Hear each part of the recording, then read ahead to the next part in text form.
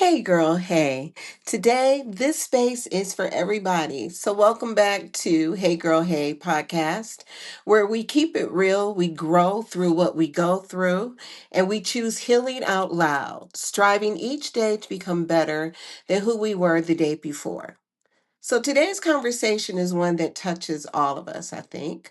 No matter your age, background, or where you are in life, we're talking about something we all use every single day: our words. So, think about this for a moment. Have you ever said something you wish you could take back? Or maybe someone said something to you that stuck longer than it should have? Well, words are powerful like that. And they don't just disappear after we say them, they land somewhere. They land in our hearts, they land in our minds, and sometimes they linger on a lot longer than we hope they would. And when you really sit with that, it's not just about being nice, it's about being intentional. Because really, if we're honest, we talk all day: phone calls, texts, voice messages, voice notes, comments, conversations in passing, but we don't always talk in ways that are gracious. And what do I mean by that? Well, sometimes we speak out of, let's see, frustration, stress, being tired, feeling misunderstood. And before we even realize it, something slips out. And it's not because we're bad people, but because we're human.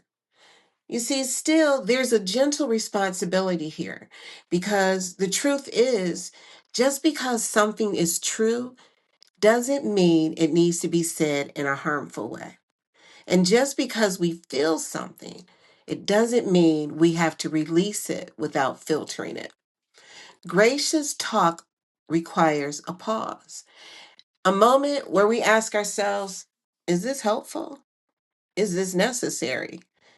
Is this kind? Is this the right moment? Because sometimes it's not about what we say, it's about how we say it. So let me share it with you a little personal story of mine. There have been times when, out of anger, frustration, hoping to resolve something right on the spot, I have actually said some things that after I said it, I was like, what in the world? Why did I say that? But you see, the words were already spoken. I couldn't take them back. I wasn't really sure how the person I was speaking to had received and perceived the words that I had spoken. But I knew in my heart that they weren't the best words to say at that time. And possibly I could have waited for a better time to say what I had to say. So here are some practical takeaways. If you are struggling with, should I say something at the moment, or trying to figure out when you should say something, when is the best time, time, place. Here are some practical takeaways I like to share with you that I have used and they have been helpful for me. So how do we actually live this out in everyday life? Here's something simple you can remember, and that is to pause. P, pause before you speak. Give yourself a moment. Not everything needs an immediate response. I've learned that the hard way. I'm a person that, hey, if there's a situation, I want to address it right on, talk about it, get it over with, and start finding a solution. But the truth is, not everyone is ready to handle a situation right then on the spot. Many people need time to process, and that's okay. A, ask if it adds value. Is what you are about to say helpful or just an emotion?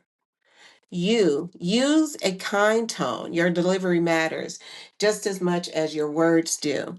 And I remember always being told it's not what you say, but it's how you say it.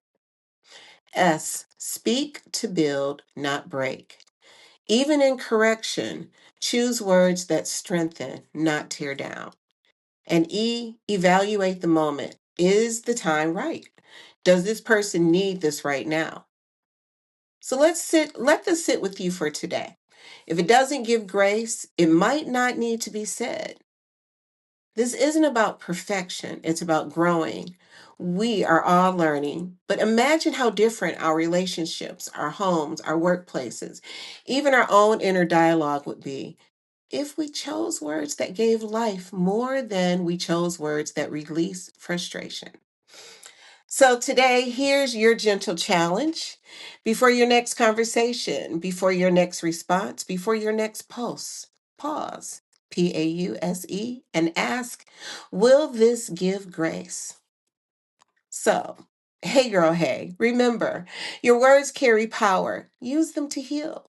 Use them to uplift, use them to build, and as always, keep healing because you're worth the work.